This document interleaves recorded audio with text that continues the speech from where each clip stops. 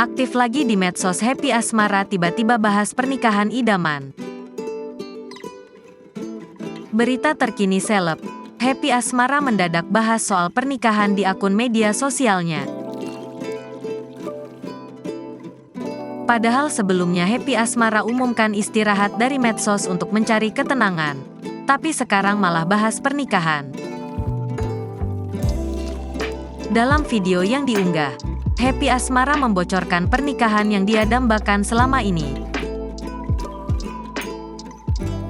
Kalau wedding impian aku itu, nomor 1 pastikan calonnya ada, ujar Happy Asmara di Instagram pribadinya, Selasa, tanggal 15 Agustus tahun 2023. Yang kedua, baju nikahnya juga harus ada. Kan gak mungkin nikahan enggak pakai baju nikah ya, imbuhnya. Selanjutnya, Happy Asmara mengatakan bahwa di pernikahannya harus ada musik dangdutan.